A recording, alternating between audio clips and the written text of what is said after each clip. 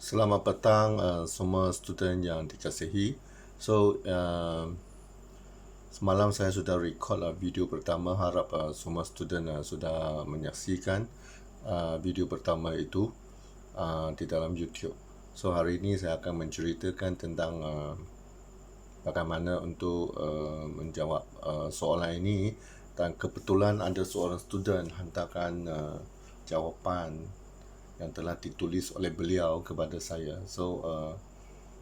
Dengan kebenaran daripada dia, kita bincangkan soalan ini.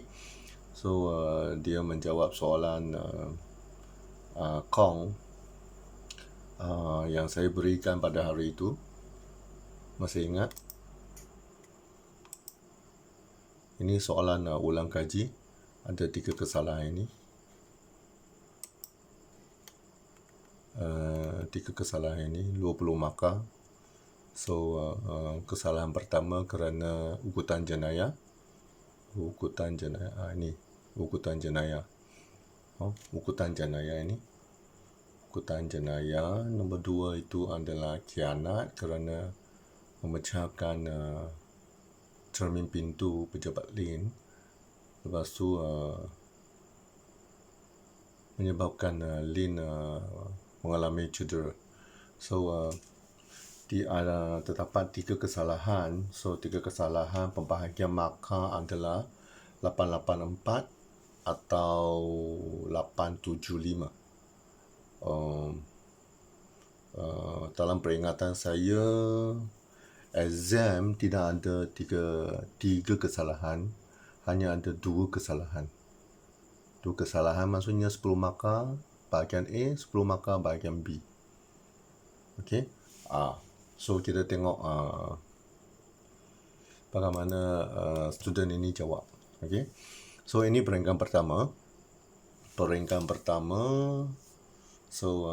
Dia tulis tanggungan jenayah Kong ialah di bawah Seksyen 506 Kanun Kesesaan, betul? KK, iaitu sebelum Kong keluar dari pejabat. Kenapa tulis 2 kali pejabat lah? Ini L atau C ini. Okey, tulis dengan betul lah. Saya akan potong markah ini. Telah mengatakan kepada Lin, lu jaga-jaga nanti aku bunuh kau. Lu jaga-jaga. Ada koma kan? Saya rasa dalam soalan saya ada koma, tapi dia tak buat. Nanti aku bunuh kau. Ini akan dipotong markah. Dia tulis saja. Ini sebelum, ini S ini kecil lah, bukan S kecil, S besar. Ini section S kecil lah, kena bertulis huruf besar. Kong K itu dia mesti sentuh garisan pertama dan garisan bawah. Kanun kesesaan K besar, ini K kecil. K besar mesti K ni mesti sentuh garisan pertama dengan garisan ke bawah ini. Saya tetap mendapati ada banyak student dia tidak tahu tulis, walaupun dia student university, tetapi dia tidak tahu tulis K besar dengan K kecil. Okey, itu sayanglah kalau dipotong markah oleh saya. 1 kesalahan 1 M lah saya potong.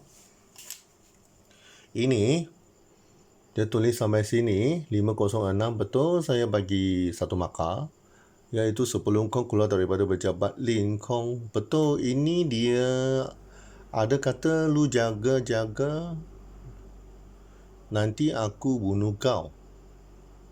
Apa kesalahan ini? Mana itu kesalahan?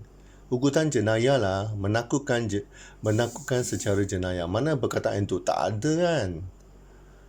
Ini orang, dalam video 1 saya sudah menerangkan bagaimana menulis itu peringkat pertama. Ada poin yang tertentu. Ini section ada, kesalahan itu ugutan jenayah langsung tak ada sini. Ini cara ugutan jenayah. Ini boleh tulis kepada siapa? Lin. Mana itu ugutan jenayah, mana itu menakutkan secara itu tak ada. Macam mana? Bagi 1 markah sajalah. Okey? Saya sudah ceritakan dalam video 1. You lupa lah. Selalu lupa ini student. Untuk menunjukkan apa? menunjukkan bahawa kamu pandai tulis. Tulislah, itu ukutan jenayah. Atau ini ukutan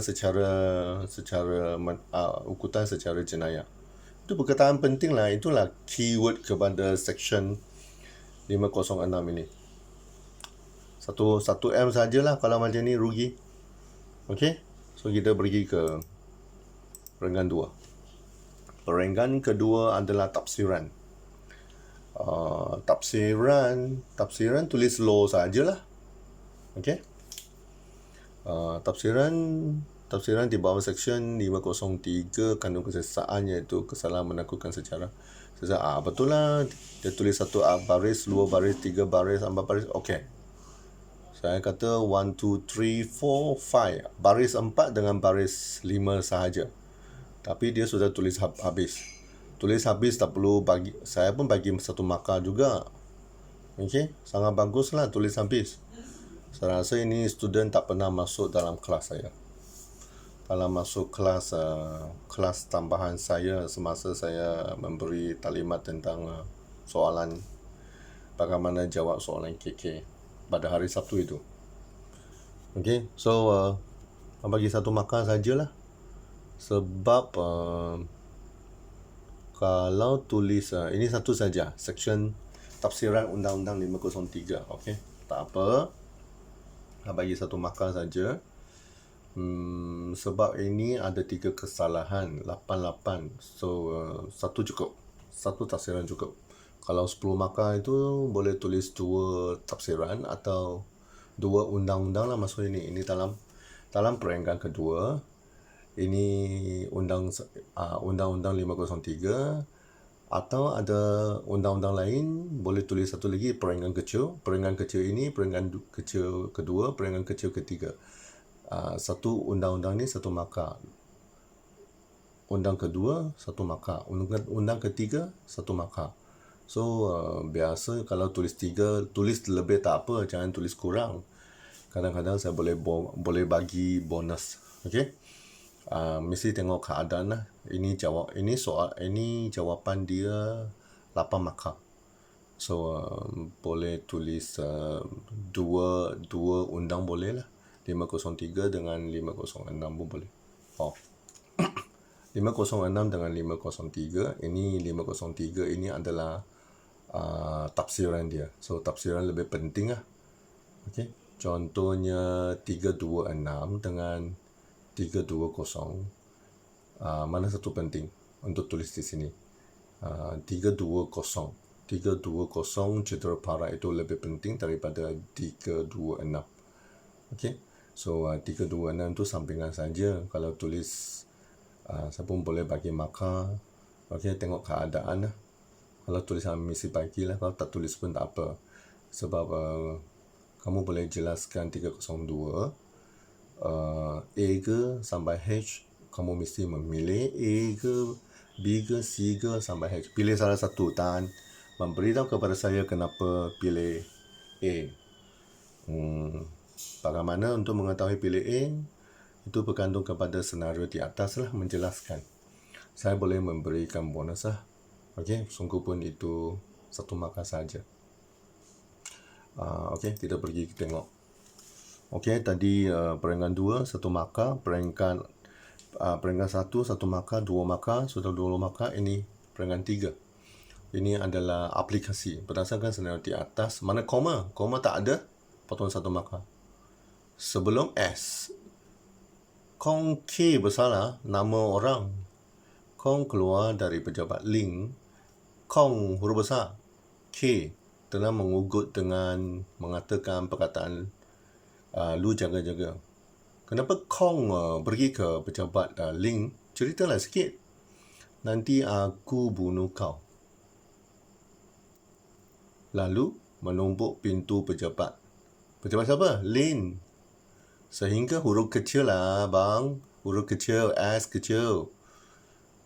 Menyebabkan cermin pintu pejabat Lin pecah. Okey. Dan serpihan cermin itu yang pecah telah terpelanting dan terkena muka Lin. S huruf kecil sehingga menyebabkan kecedera di muka Lin. menyebabkan kecederaan. Saya ada tulisan dalam jawapan saya. Kecederaan, cedera. Ini kecederaan, apa jenis kecederaan? Cedera sakit ke? Kecederaan, cedera atau cedera parah? Bila you kata kecederaan, maksudnya kedua-dua itu. Tapi dalam soalan saya ada cerita cedera kan? You jangan tulis separang, ikut. Tengok baca fakta itu. Jangan suka-suka menulis ini. Okey? Kecederaan cedera di muka Lin. Saya sudah mengesahkan benda itu. Doktor sudah mengesahkan itu. Saya sengaja tulis itu. Kenapa tak ikutlah? Dan berdarah sehingga menerima rawatan di sebuah hospital. Dan doktor mengesahkan Lim mengalami kecederaan cedera. Ini. Oh, you tulis di sini. Okey, bagus. Telah memenuhi kriteria. Apa yang telah memenuhi kriteria ni? Apa memenuhi kriteria? Telah memenuhi kriteria atau syarat-syarat di bawah Seksyen 503 Kanun Keseksaan, iaitu kesalahan menakut. Apa kamu tulis ni? Ini peringkat 3. You nak apa yang memenuhi kriteria ni? Telah memenuhi kriteria atau syarat-syarat di bawah Seksyen 50.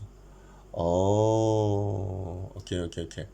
Apa kriteria? Kriteria bukan cedera, ini kriteria. Kriteria ini, lu jaga-jaga nanti aku bunuh kau. Ini yang mendatangkan kebimbangan dan ancaman nyawa kau kepada Lin. Itulah kriteria kepada 503. Okey? Bukan ini cedera. So ini confuse ini. Saya sangat confuse Telah memenuhi kriteria. Apa yang kriteria? Ini percakapan dia.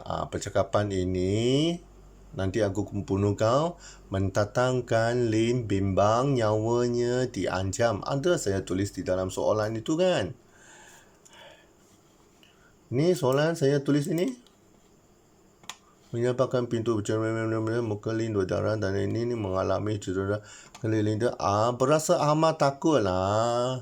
Tengok, berasa amat takut kerana takut nyawanya akan diancam oleh kau. Inilah saya sengaja, inilah kriteria syarat-syarat ukutan jenayah apabila nyawa seseorang itu diancam. Inilah syarat dia. Syarat ini kerana inilah nyawanya, dia takut nyawanya diancam. Inilah boleh menyebabkan jatuh di bawah Seksyen 503, bukan cedera itu. You tidak tahu apa sebenarnya itu kriteria. You tembak semua saja. So, ini yang jawapan betul. Ini. Kenapa tak tulis ini benda? Ini saya sengaja letak di dalam itu soalan supaya you boleh jawab. Kenapa lupakan benda ini? Ingat yang atas itu penting. Itu fakta yang lain. Inilah. Okey? You baca balik Seksyen 503. Dia mesti ada mendatangkan rasa amat takut kepada seseorang itu. Nyawa akan diancam. Atau nyawa akan diancam dibunuh. Diancam dibunuh. Okey? Itu sebab dia datang membuat laporan polis. Kalau nyawanya tidak diancam dibunuh, tak perlulah dia rasa takut. Okey? Ini elemen penting, elemen jenayah yang penting bagi 503 KK. So, balik tadi ini So, bersalah menakutkan secara jenayah. Tak boleh lah, you sendiri. Saya baca ini pun sudah tahu you tak faham. You tak faham ini undang-undang. Okey. Ini tulis kasihan, tulis 1 markah dulu. Bagi 1 markah. Tadi 1, ini 1, 3 markah. Okey, kita pergi ke peringkat 4. Kesimpulannya, oleh sebab itu, sebenarnya memilih satulah. You nak tulis kesimpulan ke atau oleh sebab itu? Kalau tulis oleh sebab itu tak perlu kesimpulan lah. Kalau kesimpulannya, ini tak perlu tulis. Okey. Kong telah melakukan satu kesalahan di bawah section huruf kecil 506 Kanu K besar. K besar lah ini. Ini huruf kecil lah ini. Kalau tidak saya potong satu markah. Melakukan di bawah section 506 KK iaitu kesalahan menakutkan seseorang. Menakutkan seseorang lagi. Betul, ini ayat undang-undang. You sudah memenuhi kriteria di atas. Sekarang menakutkan Lin. Bukan seseorang. Lin. Ini kesimpulan lah. Kenapa ulang lagi undang-undang? Secara jenayah dengan mengeluarkan kata berbentuk ukutan lu jaga nanti aku bunuh kau.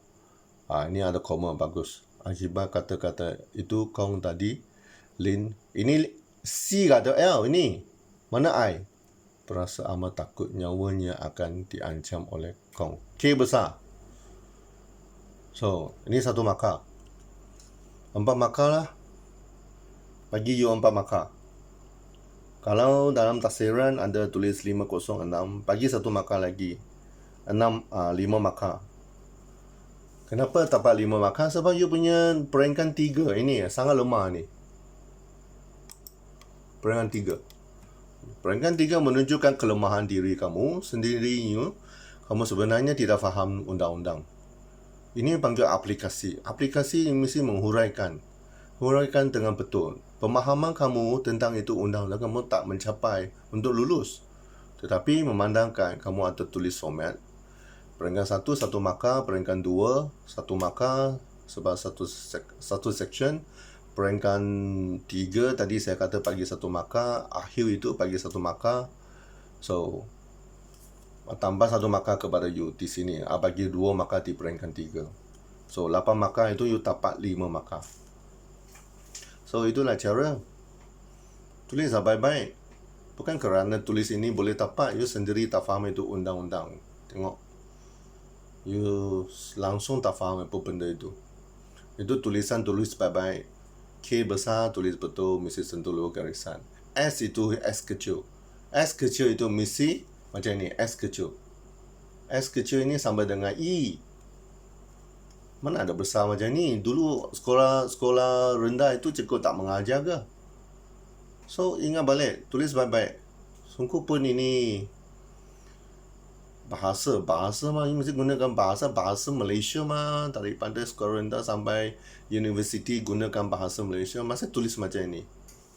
Berdasarkan senario di atas. Sini ada koma. You tidak letak itu koma. Okay? Itu cara dia. Terima kasih lah. Selepas komen. Sebenarnya saya ada video kedua nak bagi taklimat peringkat 3, peringkat 2, peringkat 3 dan peringkat 4. Tapi memandangkan hari ini sudah hantar soalan kepada saya. So, jawab untuk dia lah. Dan you orang boleh tengok dan faham lah macam mana cara saya memberi markah. So, macam mana saya memberi? Itu cara dia. Berdasarkan ini peringkat 3 aplikasi ini sangat penting menunjukkan sama ada kamu faham tak faham. Kalau kamu tak faham, kamu boleh tembak macam itu. Inilah saya boleh tahu you boleh lulus tak boleh lulus. Kalau ni 8 markah dapat 5. Harap-harap nanti soalan kedua kamu dapat 5 markah juga. Okey. Kalau kamu tulis 4 peringkat mesti bagi 1 markah. Tapi markah tinggi tak adalah sebab aplikasi kamu tak tahu. Okey tak? Okey, terima kasih lah. Itu saja untuk hari ini. Ini video kedua. Terima kasih. Selamat mencuba. Okey. Pesanan saya tadi saya sudah kata. Jangan tulis sebarang. Okey. Tulis baik-baik. Fikir dulu. Balik kepada video 1. Saya ada cerita. Benda-benda syarat-syarat itu. Ingat benda itu. Saya sudah cerita. You masih lupa lagi. You ingat you mau jawab saja. Okey. Jangan macam tu. Nanti kamu gagal. Jumpa kamu lah dalam kelas repeat. Okey. Buat baik-baik. Ingat apa yang saya pesan dalam video 1. Terima kasih. Bye-bye.